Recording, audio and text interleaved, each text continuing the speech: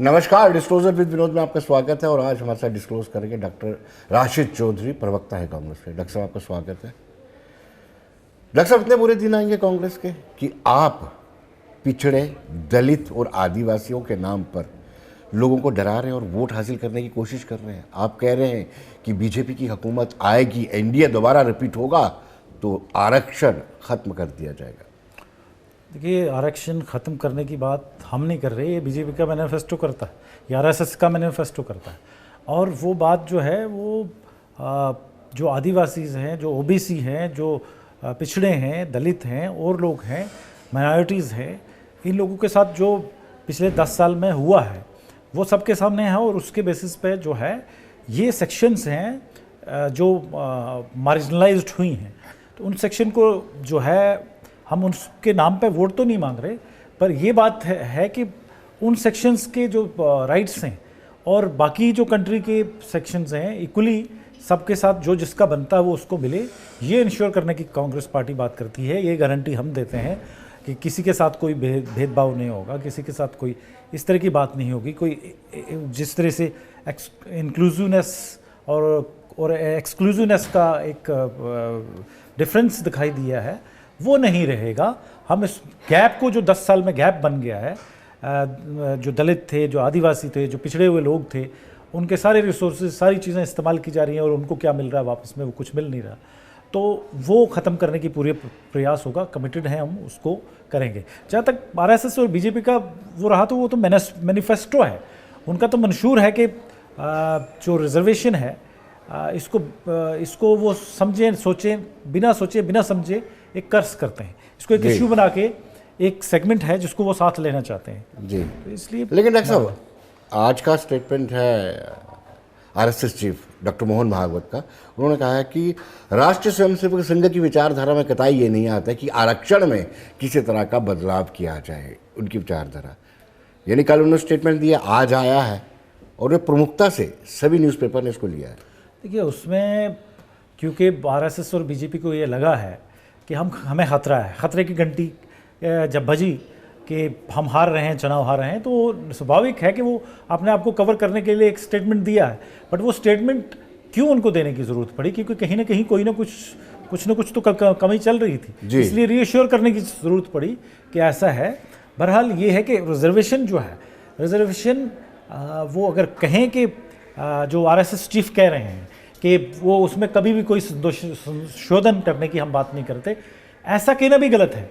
हम कहते हैं कि रिजर्वेशन जो है ये कोई परमानेंट, ना तो कॉन्स्टिट्यूशन ने सोल्यूशन दिया था, ना हम मानते हैं, पर हम तब तक इसके एफर्ट्स जो है एक इक्विटी समाज में हो जाए। इक्विटी जब तक नहीं होती तब तक ये अरेंजमेंट जो रहना चाहिए, और सिर्फ रहना नहीं चाहिए, इसकी इम्प्लीमेंटेशन होना चाहिए। जो आप देखते हैं कि ओबीसी का रोस्टर्स है, वो रोस्टर के लेवल पे जो गवर्नमेंट ऑफ इंडिया में खासकर प्रमोशंस थी, union secretary, joint secretary level की पोस्ट थी, चीज़ें थी, वो कितनी कम हो गई और किस तरह से वो रोस्टर इम्प्लीमेंट ही नहीं हो रहा है। जम्मू एंड कश्मीर में देखिए SC ST का जो रोस्टर है वो इम्प्लीमेंट नहीं हो रहा है। तो जो ट्राइबल्स का था, ST का रोस्टर है वो भी इम्प्लीमेंट नहीं हो रहा। पिछले दिनों तो जम्मू में एक ऑर्डर निकला और उसने SRO को बाईपास कर दिया। एक सिंपली डिप्टी सेक्रेटरी का ऑर्डर है, SRO है, एक्ट है रोस्टर का, उसको बाईपास करके पूरा कोई 32 डॉक्टर्स का जो प्रमोशन था वो रोक दिया गया। तो इस तरह से बहुत सारी चीज़ें हो रही हैं देश में, जिससे खुद ही लगा लोगों, इन मार्जिनलाइज्ड सोसाइटी के सेक्शंस को, कि हमारे साथ उस मार्जिनलाइज्ड सोसाइटी को अपने कब्जे में रखना चाहते हैं। और आप अपने मंशूर में, जिसको मैनिफेस्टो कहते हैं, ये कहते हैं कि रीडिस्ट्रीब्यूशन ऑफ वेल्थ, उसका सर्वे होना चाहिए। यानी आपको लगता है कि पिछड़ा, दलित, आदिवासी समाज 10 सालों में निगलेक्ट हुआ है, अब उसको वोट बैंक बनाया जाता है। और आप ये सर्वे करवा करके क्या साबित करना चाहते हैं कि जो बड़े लोग हैं, सरमायादार, उनका धन वापस लिया जाए? धन, डेमोक्रेसी, हम सोशलिस्ट डेमोक्रेटिक सेटअप है हमारा, इसमें धन वापस ना किसी से जो लीगली लिया होता है, किसी ने कमाया होता है, वो ना लिया जाता है और ना लेने की पार्टी बात कर रही है। बट सर्टनली एक बात तो तय है ना, वो ये है कि जो marginalised section of the society है, जिनकी इतनी बड़ी पॉपुलेशन है, जिनका इतना बड़ा स्टेक है, तो उनको स्टेक के हिसाब से, पॉपुलेशन के हिसाब से रिप्रेजेंटेशन भी होना चाहिए, और ग्रोथ में, कंट्री की ग्रोथ में जो है वो वेल्थ में या रिसोर्सेज में भी हर तरीका भागीदारी भी होना चाहिए, और उनकी वो चीज़ें वापस मिलनी चाहिए। तो उनके साथ जो गलत हुआ है, सर्टेनली वो एक गैप बन गया है, और अगर वो गैप ब्रिज नहीं करेंगे तो ये देश के लिए अच्छा नहीं है। कैसे पॉसिबल है कि अगर सपोज आपके पास या मेरे पास बढ़िया घर है, गाड़ी है, सब कुछ है, और हम जब बाहर निकलेंगे तो आधे किलोमीटर के बाद झुपड़पट्टियाँ शुरू हो जाएंगी, ऐसा कोई वातावरण होगा तो हमारे लिए भी अच्छा नहीं, सेफ नहीं है, और इंसानियत के तौर से भी हम उसमें खुश नहीं रह सकते। एक हैप्पीनेस इंडेक्स जो वर्ल्ड का है उसमें इंडिया अभी भी पिछली सरकार में भी, मैं नहीं कहता कि हमारी सरकार में कोई बहुत ऊपर था और मोदी जी की सरकार में नीचे चला गया, हमारा हाल उसमें काफ़ी देर से खराब ही चल रहा है। तो उसको क्यों खराब चल रहा है? क्योंकि हमारे यहाँ जो वेल्थ डिस्ट्रीब्यूशन अभी खास करके जो कैपिटलिस्ट माइंडसेट आ गया है पिछले 10 साल में, वो कंट्री के सामने एक बड़ा डेंजर है, उसको कंटेन करने की डॉक्टर साहब ऐसा तो नहीं है कि मार्क्सवादी सोच कांग्रेस पर हावी हो गई हो?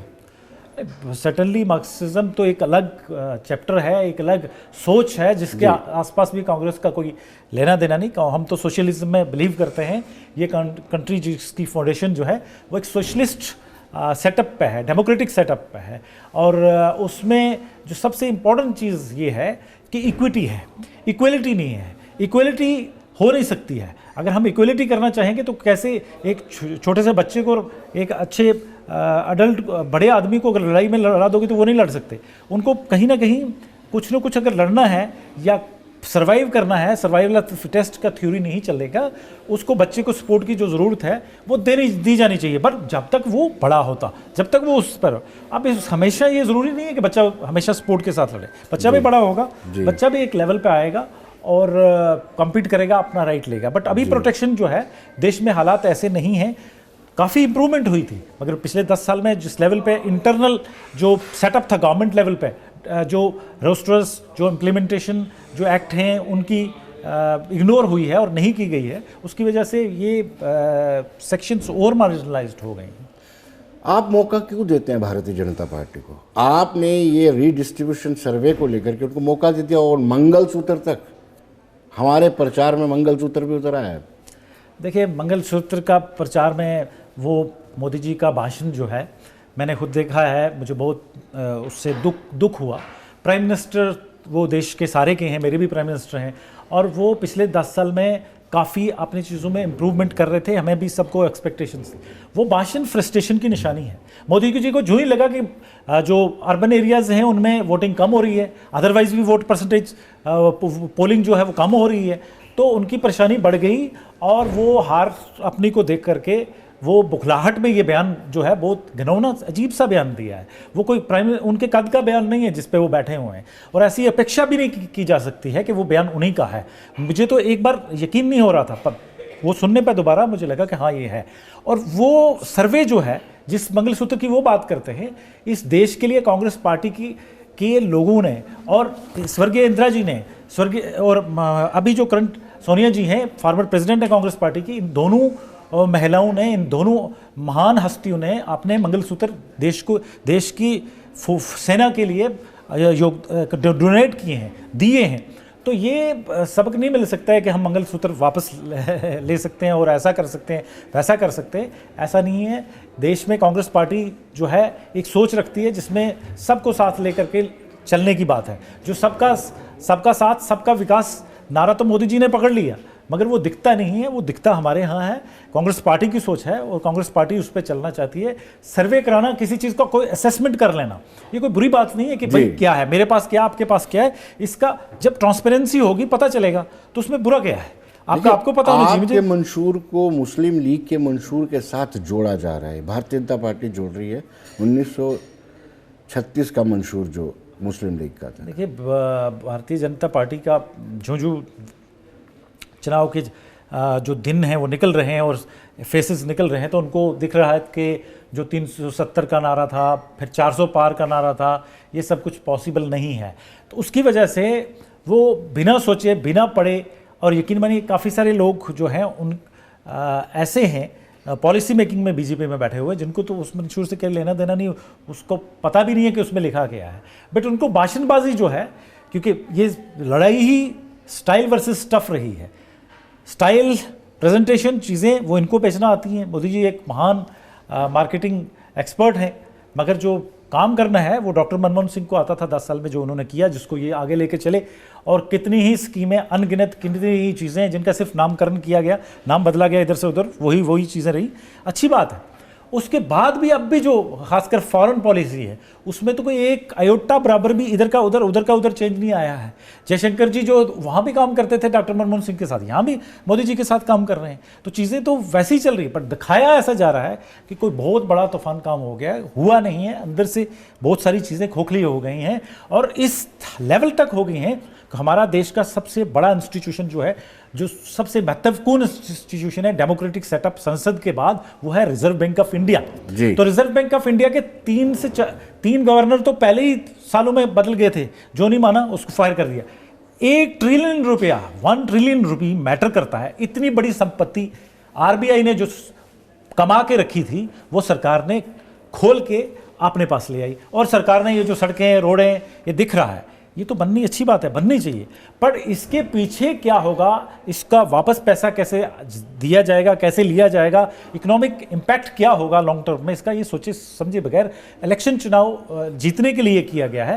तो ऐसे जो काम है ये बीजेपी ही कर सकती है, हम लोग नहीं कर सकते। अगर हम हार स्वीकार कर सकते। डॉक्टर मनमोहन सिंह की तारीफ में बड़े कसीदे पढ़े, लेकिन कहते हैं कि उन्होंने ही कहा था कि सबसे पहला जो हमारी संपदा है उसका सबसे पहला राइट जो है मिनॉरिटीज़ का है, और ब्रैकेट में स्पेशली मुस्लिम लिखा हुआ है।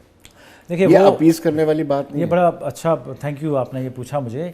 ये टाइम्स ऑफ इंडिया कनक्लेव का एक भाषण है, टाइम्स ऑफ इंडिया में पूरा भाषण छपा हुआ है, और इसमें डॉक्टर मनमोहन सिंह ने कैटेगरी ये कहा था कि माइनॉरिटीज़ वर्ड यूज़ किया था कि अगर हमारा जो धातु है, हमारा देश जो है, उसमें एक वर्ग परेशान रहेगा, वो पिछड़ा रहेगा, क्योंकि वो फाइंडिंग के बेसिस पे कहा था।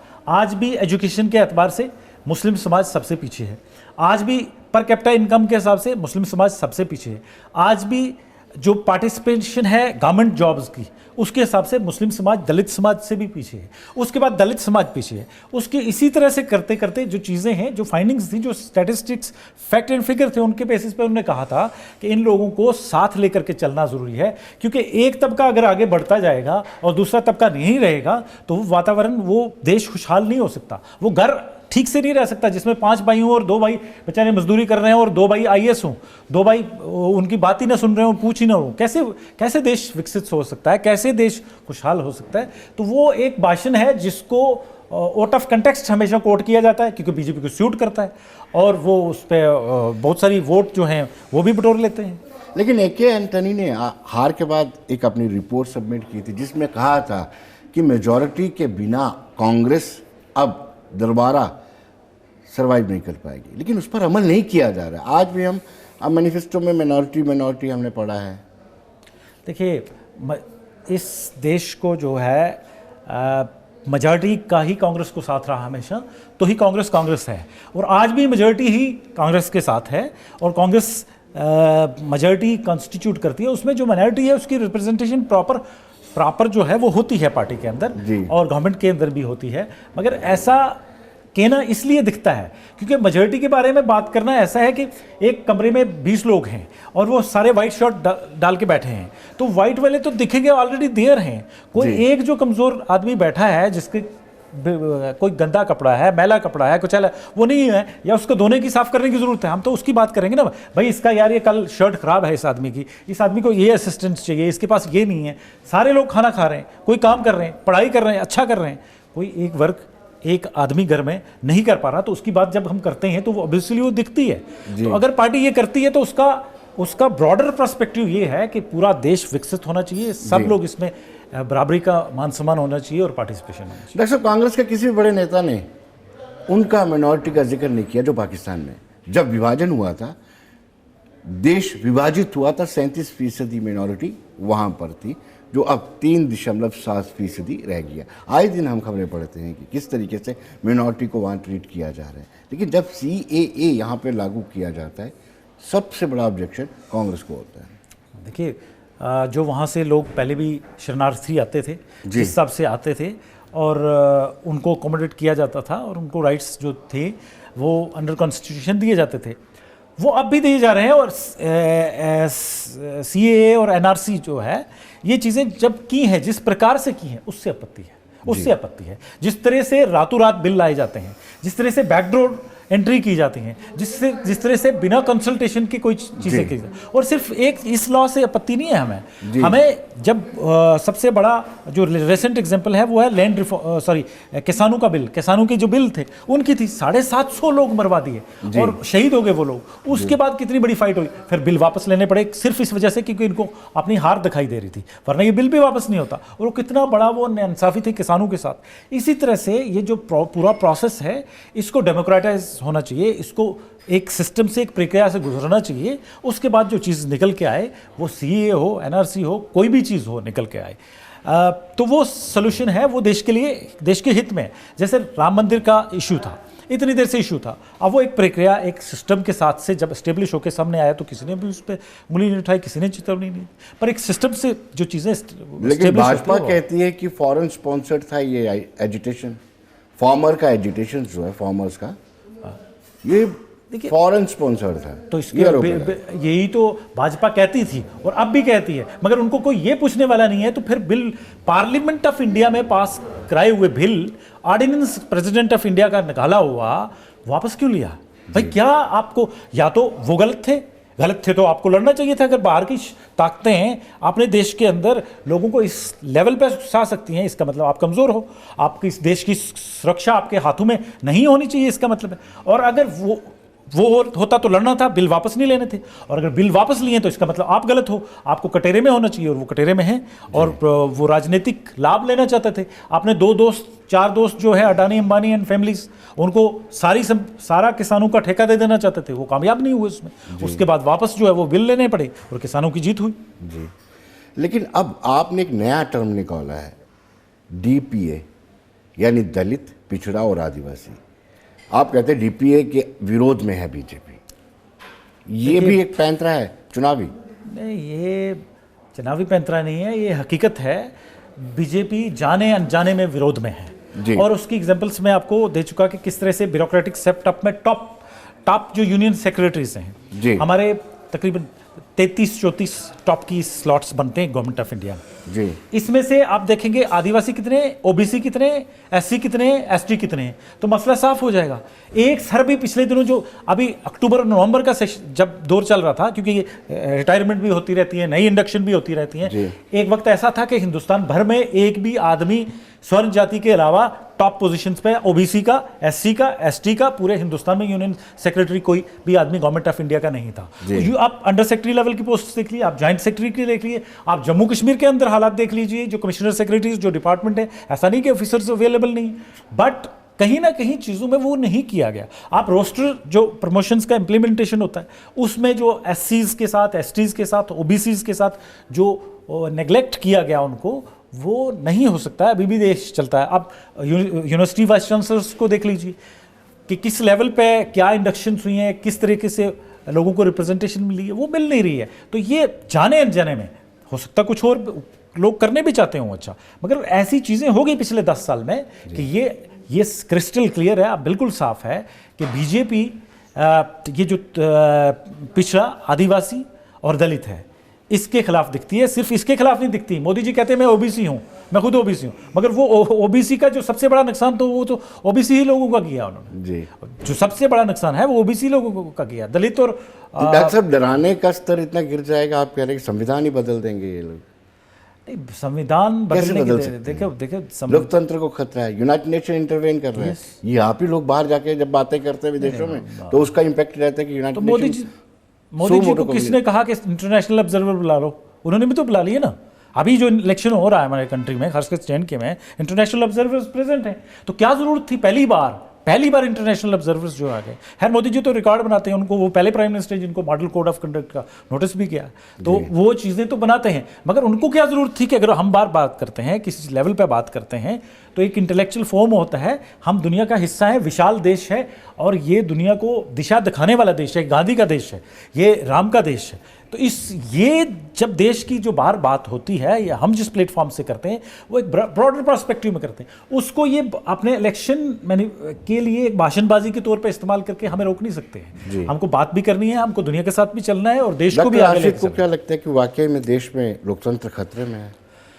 देखिए, देश में लोकतंत्र एक्चुअल में जो रूलिंग क्लास है वो अगर उसका वश चले तो इसको अबॉलिश ही कर दे, इसको पता नहीं किस रूप में ले जाए। मगर देश की जनता जो है वो जनार्दन है, वो बहुत बड़ी ताकत है और उसी के लिए देश है और वही उसी से देश है। तो मुझे लगता है कि जनता होप है, उम्मीद है, और जनता के होते हुए ना ये देश भी चलेगा, इसमें जो कॉन्स्टिट्यूशन है वो भी चलेगा और इसमें डेमोक्रेसी भी बहाल रहेगी, सब कुछ बहाल रहेगा।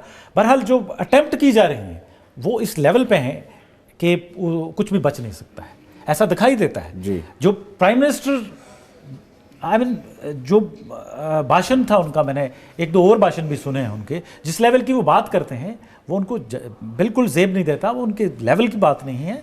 और आप ईडी का पिछले दिनों जो 3 महीने लगातार चला चुनाव के पहले, जब तक मॉडल कोड ऑफ कंडक्ट नहीं लगा, उसके अलावा जो एजेंसीज को एक्सप्लॉइट किया गया, जिस तरीके से और कई चीज़ें हैं, ECI election commission of India की जो फंक्शनिंग है, ये चीज़ें साफ दिखाती हैं कि हमारे जमहूरियत जो है, हमारी जो लोकतंत्र है उस पर हमला है, हमारे इंस्टीट्यूशंस पे हमला है और एक कोई अननोन डायरेक्शन में इस देश को धकेला जा रहा है, जिसको जनता जो है वापस लाएगी।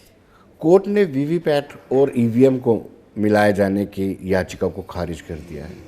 आप ये कहते थे कि कहीं अब EVM से नहीं चुनाव होने चाहिए, बैलेट बॉक्सेस से होने चाहिए। कोर्ट की अंडरस्टैंडिंग है, कोर्ट का जजमेंट है, उसका मैं मान सम्मान करता हूँ अपनी जगह, बट टेक्निकल चीज़ें और रियलिटी अपनी जगह है, नहीं होना चाहिए। क्योंकि जिन लोगों ने इसको आज़ाद किया, जिन डिस्कवर किया, इन्वेंट किया, इसको चलाया, वो लोग आज छोड़ चुके हैं इसको, इस सब सिस्टम को छोड़ चुके। और अगर इसको मैं वेलकम करता हूँ, फिर दूसरा फैसला भी तो इलेक्टोरल बॉन्ड पे भी तो सुप्रीम कोर्ट का फैसला, और सुप्रीम कोर्ट चाहती है और चिल्ला रही है। नहीं, इसका भी वेलकम, मैंने इससे एग्री किया कि सुप्रीम, मैं मान सम्मान करता हूँ, तो मैं उसका भी करता हूँ। तो बीजेपी को उस पर भी देखना चाहिए। क्यों नहीं? इलेक्टोरल बॉन्ड में तो कांग्रेस को भी पैसा मिला है, पैसा 1324 करोड़ मिला। जिस तरह से हमें पैसा मिला और जिस तरह से बीजेपी को पैसा मिला, जमीन आसमान का फर्क है। वॉल्यूम की बात नहीं कर रहा हूं, तरीकेकार की बात कर रहा हूं। तो इलेक्टोरल बॉन्ड जो है अपने आप में, जिस तरह से बीजेपी ने लिया है, जिन लोगों से लिया, वो तो हफ्ता वसूली है, वो तो हफ्ते वाली बात है। जैसे बदमाश लोग लेते हैं, भाई तो तेरा काम चलने देंगे, तुम हफ्ता दे दो, तुम ऐसा कर दो, वैसा कर दो। और ये जो पूरा इलेक्टोरल बॉन्ड आपको मिला है वो किस तरीके से मिला है? देखिए उसमें अभ्युदय है, ना तो हम पावर में है ना तो वो है, और उसका एक प्रोसेस है जो इन्होंने ही अडॉप्ट किया था, इन्हीं के थ्रू हमारे आ गया। हमारे लिए एक मापदंड और इनके लिए दूसरा मापदंड, ये नहीं ना चल सकता। इलेक्टोरल बॉन्ड एक ही सिस्टम से चल सकता है, और जब चलेगा तो ट्रांसपेरेंसी होनी चाहिए। हमारा सामने तो इनका क्यों नहीं सामने आता? इनको लोग पकड़ के सामने लाएं और हमारा सब एजेंसीज चीज़ों के सामने और बैंक्स के सामने और हमारे अकाउंट तक इलेक्शन में फ्रीज कर दी जाए। एक मेजर पॉलिटिकल पार्टी का बैंक अकाउंट्स से 300-350 करोड़ रुपया फ्रीज इलेक्शन के टाइम पे कर दिया जाए, ये फ्रस्ट्रेशन होती है। ये एक अच्छे पॉलिटिकल एटमॉस्फेयर की निशानी नहीं होती है, ये डिक्टेटरशिप की निशानी होती है, ये क्रूरता की निशानी होती है। लेकिन मिला तो आपको भी है, आप भी इसका इस्तेमाल कर रहे हैं, आप विरोध कर देते हैं, हमें नहीं हमको चाहिए, मिला तो हमको ये प्रोसेस ही ट्रांसपेरेंसी से ठीक मिला। नहीं, आप कह देते थे। ये प्रोसेस भी इन्होंने ओके करवाया, सब कुछ इन्होंने किया, और करने के बाद बात ये है कि इन्होंने सब कुछ दरे पर्दा छपा के रखा, और एक उसका एक जो था एक पोर्शन सामने लाए, और हमारा जो था डे 1 से जितना आया सबके सामने था, सामने था। तो वो जो लिया है, जिन लोगों से लिया है, उनमें से तो कुछ ऐसे लोग हैं जिन पे इन्होंने ईडी की रेड्स करवाई, कुछ ऐसे लोग हैं जिनकी कंपनियां अडानी साहब खरीदना चाहते थे, तो वो बाद में बिक गई और उनसे पहले पैसा ले लिया गया, जब डील हुई डील का कट भी ले लिया गया। तो ये पूरे का पूरा जो मामला है, ये देश का सब बड़ा एक इस पे इतिहास लिखेगा और कहेगा और लोग पढ़ेंगे। अभी बेशक कलम बंद है, मुंह बंद है, मगर ज़्यादा देर नहीं। लेकिन प्रधानमंत्री कहते हैं कि दोबारा सत्ता में आए तो इसको दोबारा से नए सिरे से इलेक्टोरल बॉन्ड पर चर्चा होगी। देखो, इलेक्टोरल बॉन्ड पे चर्चा ही नहीं होनी चाहिए, इसको स्ट्रीमलाइन करना चाहिए। और बीजेपी को भी अब लग गया कि कहीं से जब चीज़ें निकलती हैं तो फिर उसको कंट्रोल करना आज की दुनिया में मुश्किल है। तो उनका भांडा फूट चुका है, अब वो इसको किसी न किसी तरह लीगलाइज करेंगे। ये जो पैसा है इतना बाद में कोई निकालेगा, और ये तो स्कैम है, ये तो बहुत बड़ा स्कैम है, तो ये तो निकलेगा। तो उस स्कैम को ख़त्म करने की कोशिश करेगी बीजेपी कि भैया हमने कोई स्कैम नहीं किया था, ऐसे हो गया, वैसे हो गया, वैसे कहते अरुण जेटली ने ये लाया था, स्वर्गीय अरुण जेटली ने ये प्रोविज़न लाया था, कांग्रेस ने उस वक्त विरोध नहीं किया। अगर अरुण जेटली जिंदा होते, सुषमा स्वराज जिंदा होती, कुछ और लोग होते इस गवर्नमेंट में, तो ऐसे हालात ही नहीं होते, ऐसी चीज़ें ही नहीं होती। अब देखो, मैं कुछ अभी कुकिंग की एग्जांपल ले लेते हैं। मैं खाना बनाने किचन में चला जाता हूँ, तो खाना मेरा काम थोड़ी बनाना, एक्चुअल में तो मुझे इतनी परफेक्शन नहीं होगी जितनी घर की माता बहनों को होगी। जब वो बना रही है ना, उसके बाद मुझे कुछ मिलेगा तो मैं उसका क्या हाल करूँगा, फिर भगवान ही जाने। इसी तरह मोदी जी को जो मिला, बाकी लोगों को मिला। अरुण जेटली की इंटेंशंस जो थी, उनका जो ड्राफ्ट था, उनका काम करने का तरीका था, वो एक अलग था, और वो उसको शायद किसी डायरेक्शन में ले जाता है। Being a finance minister, he was one of the ablest finance minister we have had in the history. अब जैसे डॉक्टर मनमोहन सिंह ने भी तो जीएसटी की बात की थी, मगर वो जैसे जीएसटी, और जीएसटी में ये तो गब्बर सिंह टैक्स है, वो तो जीएसटी था, वो गुड्स एंड सर्विस टैक्स था, ये गब्बर सिंह टैक्स है। वो भी एफडीआई की बात करते थे, इन्होंने भी एफडीआई की है, पर इस एफडीआई में और उसमें ज़मीन आसमान का, इसमें एफडीआई जो है, जो पे करके आएगा भैया वो आएगा। उस एफडीआई की बात अलग थी, जनरेशंस की बात थी। तो बहुत सारी चीज़ें जो है ना, वो पॉलिटिकल लेवल पे, इस लेवल पे ले ली जाती हैं कि जीतना है, बस इलेक्शन जीतना है, बाकी वो हम नहीं कर सकते। डॉक्टर साहब, बहुत बहुत शुक्रिया आपका स्टूडियो में आने के लिए। Thank you sir, thank you. तो दर्शकों, बने रहिए इस दुनिया की खबरों के लिए और मुझे दीजिए इजाज़त। नमस्कार।